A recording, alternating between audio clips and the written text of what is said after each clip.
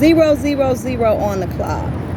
Sending you all positive energy, high vibes, success on your entrepreneurship, all love, all positivity. Make sure you subscribe to my YouTube channel. You hit the like button and you leave me any comments or any questions in my description below. Today, I'm going to be speaking about one of the most popular nectars in ancient Kemet. When we're dealing with ancient Kemet, this is one of the first mother civilizations that practiced African spirituality. Now the knowledge is crystallized throughout the universe, and all nationalities can harness the powerful energy of these gods. As we speak one's name, we make them live again. Always be familiar with that. We harness that great power of our ancient ancestors. It helps us with guidance. It helps us to know the true essence of our soul, 121 on the clock. And it helps us to be in perfect alignment with the universal laws. So, Ausar is also known in another tradition by the name of Ausars. Also, when we're dealing with the different names, we also have different allegories, but the moral stays the same. Okay? Always be familiar with that. So, Ausar, he is symbolic to a powerful mystical energy. He governs protection, purification, high priest, higher level of consciousness, immortality. He taught the men how to nourish the dead souls. He also went throughout Kemet and practiced his divine knowledge of having them to live as righteous beings. Okay? He is known for many roles in ancient Kemet. He actually was the first mummy in human history. He also is the first original Holy Trinity. Now, when we're dealing with the Holy Trinity energy, it's symbolic to Aset, Ausar, and Haru. Divine feminine, divine masculine, and also the child. 3-3 on the clock, as I said that. Ain't that something? 3-3-3. And it's studied in different traditions, and what it all boils up to is having a balance for soul evolution, having a balance with the divine feminine, masculine energy, and also with the emotions in the spiritual, in the physical, in order to create soul evolution. Okay? Always be mindful of that. And also, we're dealing with the energy of Ausar. He had so many roles. He is symbolic to the ram, also the bull. And he shows us the astronomical science of the constellations. The north, the south, the east, and the west. So, Ausar aligns with the 3 belts of Orion's belt.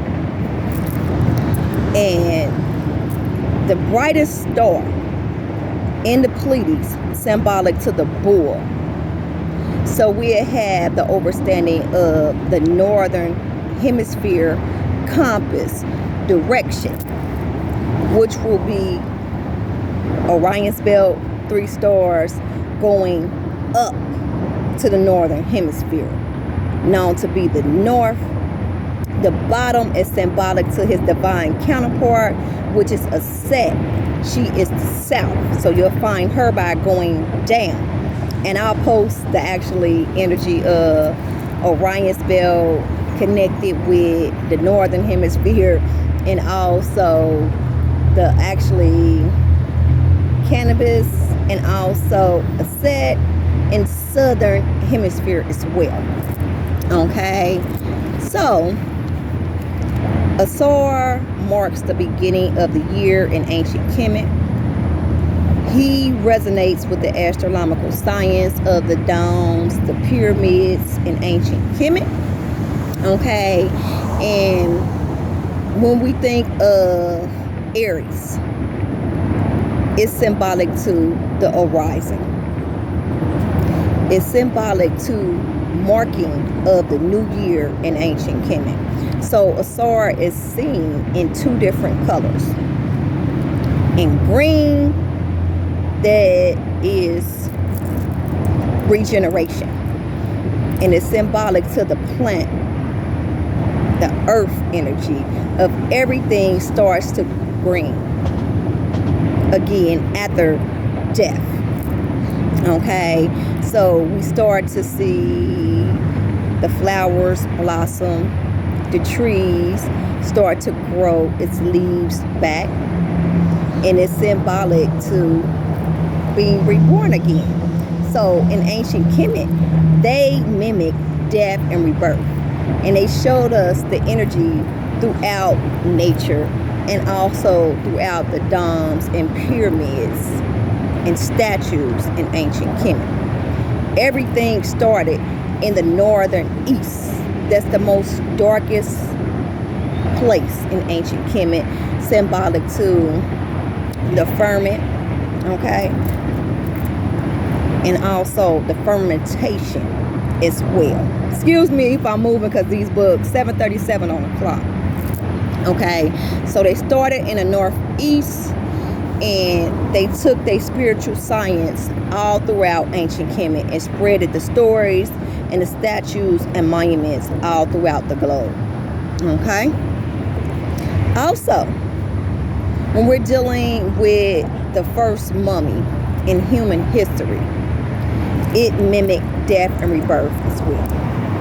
Okay, they did a powerful ritual, and it was symbolic to the physical body staying there and the soul arising out the body, creating soul evolution, creating metamorphosis like the cocoon in a butterfly, being free from all bandages, being free from all restraints, and awakening the God that dwells within every last one of us. Okay. Also, we have a lot of energy. I want to make sure I give you everything about the founding father of ancient Kemet. Okay, he is also symbolic to Amun-Ra. Okay, the males, divine masculine, has a erection before the sun rise, and Ausar is seen with his erection in ancient Kemet, and it mimics death and rebirth. Okay, resurrection. Okay, for us to have the understanding of the celestial body that creates soul evolution, and it's mimicked by the sun, which is Amun-Ra. It takes place every rising. As the sun rises, on the eastern horizon, northeast. Okay, always be familiar with that. And everything is in perfect alignment, and it helps us to be in alignment with that nature. So Ausar erection was used to symbolize death and rebirth, and also the mimic of how Amun-Ra, the sun, works. Okay, it wasn't used for a symbol of sexuality. Now, when we're dealing with sexuality, it's a sacred act. It's a magical act that was also used in ancient Kemet for procreation. Powerful rituals, okay? Manifesting, visualizing powers. So never be afraid of your sexuality energy, okay? And when we think of the characteristics of divine masculine and divine feminine energy, each and every celestial being, also every animal kingdom and every plant kingdom mimics the energy, the characteristics of masculine and feminine energy, one of the 7 hermetic principles. So can't get so stuck